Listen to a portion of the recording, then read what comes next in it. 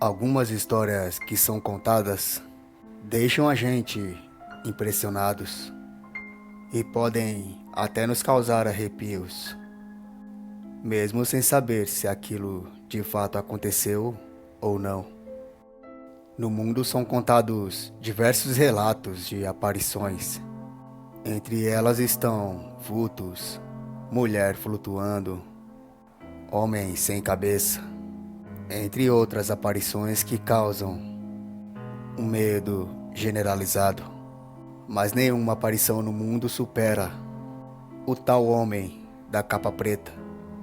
E a maioria desses relatos dizem que sua aparição está diretamente interligada em tragédias. Alguns relatos dizem que esse tal homem da capa preta usa um chapéu, mas nem todos os relatos as pessoas descrevem ele com um chapéu na cabeça. Mas todos, sem exceção, dizem as mesmas coisas. Ninguém consegue visualizar seu rosto. Como a história de uma mulher que teve alguns dias próximo a esse homem da capa preta. História essa que, aliás, não é nossa, pois essa história alguém me contou. Esse é o Adversos e esse é mais um Alguém me contou.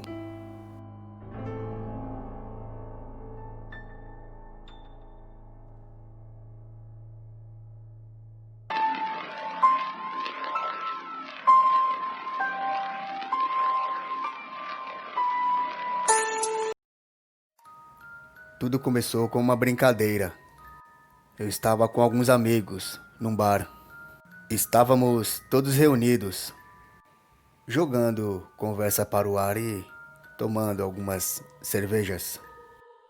A gente conversava sobre tudo praticamente, desde acontecimentos na época de escola, quanto algumas histórias sobrenaturais. A partir daí que uma amiga minha começou a falar do tal homem da capa preta e contou algumas histórias em que muitos entes queridos seus teriam perdido suas vidas por conta desse tal homem da capa preta e que ele não chegou a tocar nos seus entes queridos, mas que todas as mortes que ela teve em sua família, ele estava lá presente. Eu não levei a sério, é claro, e até falei que aquela história que ela tinha contado seria a melhor daquela noite, entre outras histórias. Mas ela afirmou que não se tratava de uma história, que era um relato verdadeiro que ela estava contando ali.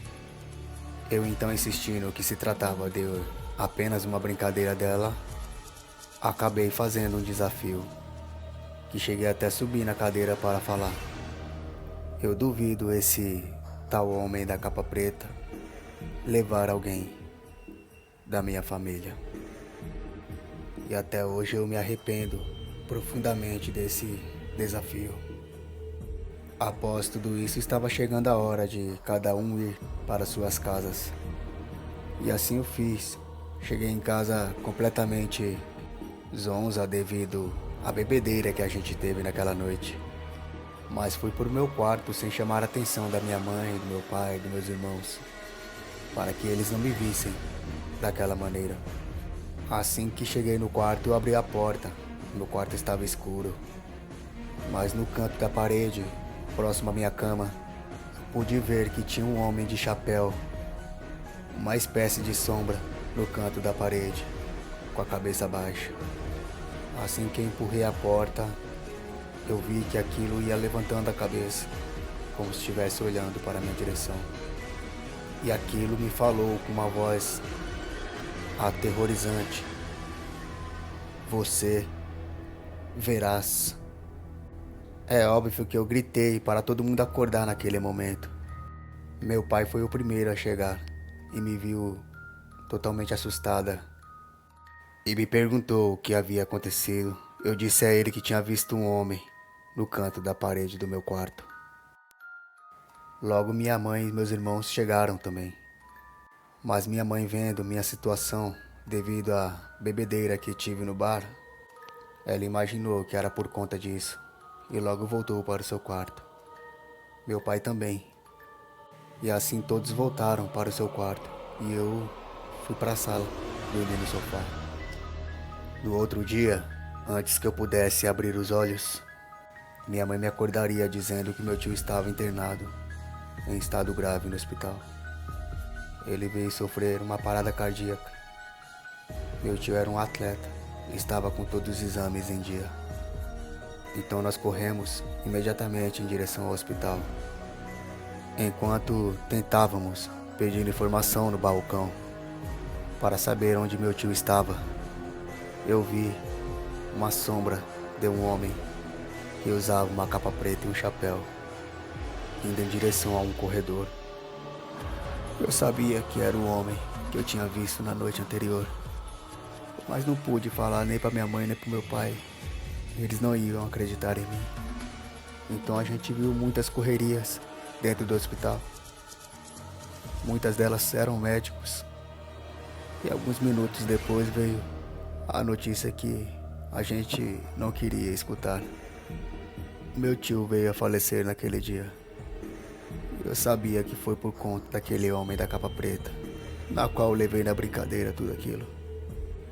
No enterro do meu tio, estava todo mundo triste, chorando. Eu ficava só olhando para o caixão, vendo meu tio ali, tão jovem. Quando me afastei de todos e olhei para fora, eu vi novamente aquele homem da capa preta, parado, olhando para dentro.